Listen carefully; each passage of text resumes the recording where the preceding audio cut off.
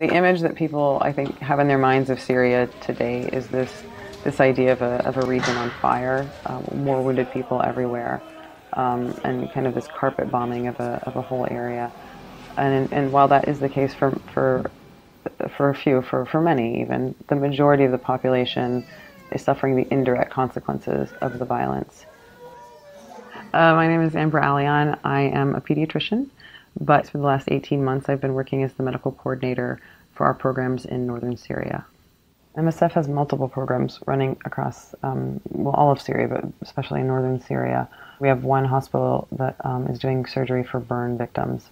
Going back to the idea of the indirect consequences of the war, the patients who have suffered from burns, they're actually mostly domestic burns because they have no access to well-refined fuel. So it's poorly refined fuel, and eventually it's like your stove or your kitchen blows up. 98% of the injuries are women and children in domestic incidents. They have nothing to do with violence.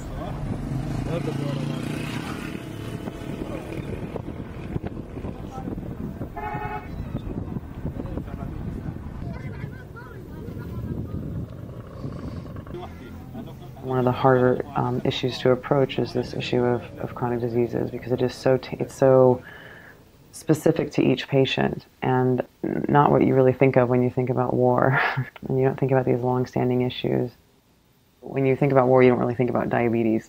But if you can't get your medications and you've had diabetes for a really long time or for 5 years, this is the kind of person who ends up on dialysis.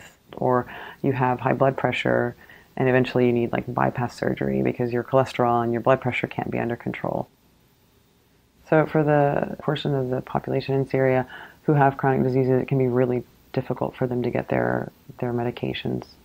There was a patient that we were treating, a woman who had multiple sclerosis. The medications for multiple sclerosis are difficult to access in general. And the only option really for her was to go to Turkey. But to do that, you have to get on a waiting list at the border. So we put her on the waiting list, and she wasn't allowed to cross until 10 months later.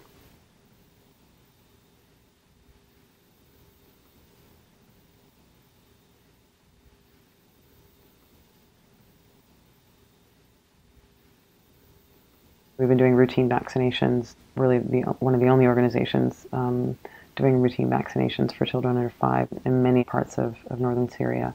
You don't think about prevention. When a child has gone unvaccinated since the beginning of the war, and you can now see outbreaks of polio. We are more and more responding through the provision of medications and working with specialists to try to provide prevention strategies for these patients so that we can avoid these potentially long-term consequences when they go without any treatment or any access to good quality care.